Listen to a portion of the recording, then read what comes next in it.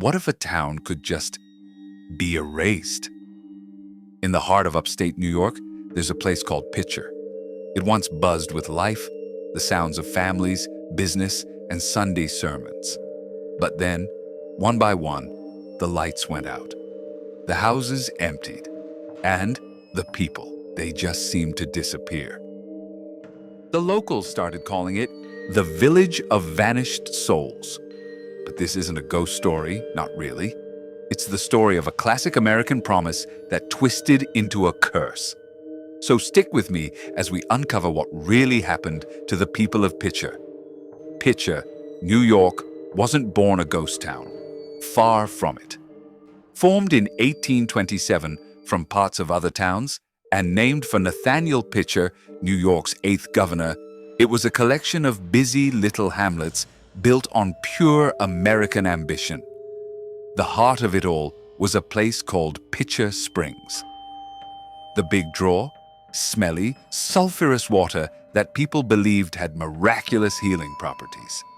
An entire resort village sprang up from the mud, complete with grand hotels, an academy, stores, and bathhouses, all catering to a steady stream of tourists hoping for a cure.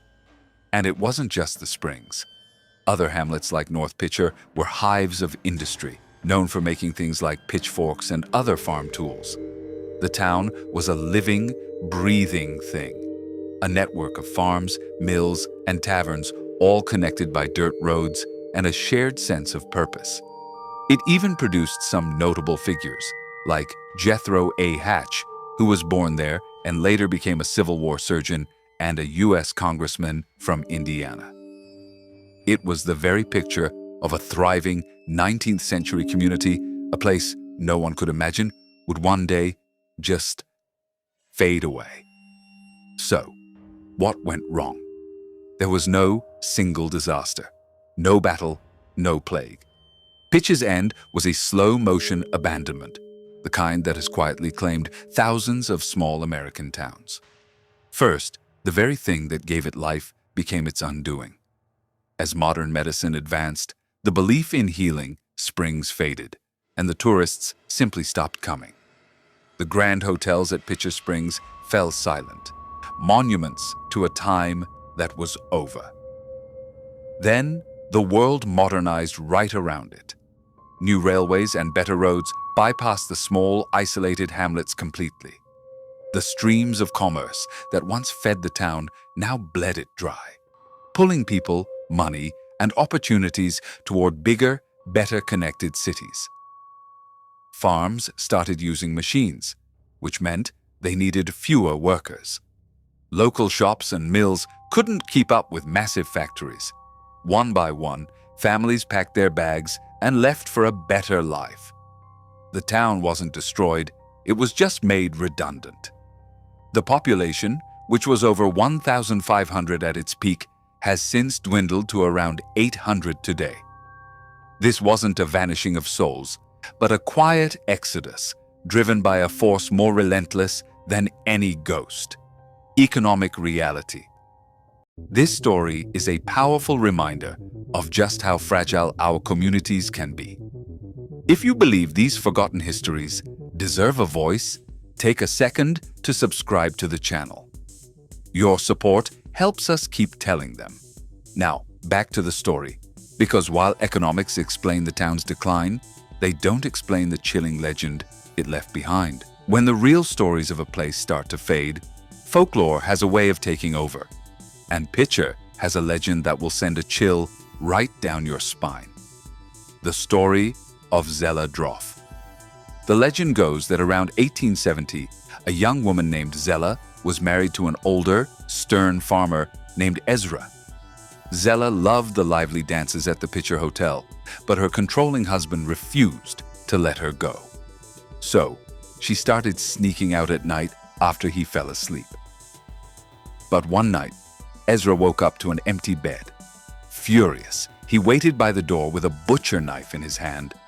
When Zella returned home, he murdered her. She was buried in a small hilltop graveyard nearby, and her headstone, dated 1873, marks the last burial there. The house was abandoned, left to rot with its gruesome secret inside. But the story doesn't stop there. Years later, a traveling salesman was driving down Pink Hill Road when he spotted a beautiful young woman hitchhiking. She said she was going to a dance at the Pitcher Hotel. He offered her a ride, and they had a wonderful time dancing. He even gave her a tortoiseshell comb as a gift before dropping her off at the very same spot he'd found her. The next day, he drove back, curious to see her home, but found only the ruins of the old Droff house and the cemetery. When he went back to the hotel, the clerk told him the tragic story of Zella's murder. The salesman, not believing a word of it, went back to the graveyard one last time. And there, resting on Zella's headstone, was the comb he had given her. And that is how a place becomes a village of vanished souls. Not because hundreds of people vanished overnight, but because a real, documented decline gives birth to a ghost story that echoes through the empty buildings. The story of Pitcher isn't a supernatural mystery, like the lost colony of Roanoke. It's a far more common, and maybe even more chilling, American story. It's about how progress can leave entire communities behind, how bustling towns can become mere footnotes, and how the memory of a place can get tangled up with the ghost of a single, tragic soul. The houses crumble and the hotels fall, but the story of Zella ensures that Pitcher is never truly forgotten. It's a reminder that sometimes the most haunting thing isn't a ghost, but the memory of a life that was brutally cut short in a place that time simply passed by. What forgotten stories are hiding in your hometown? Let me know in the comments below. Thanks for watching.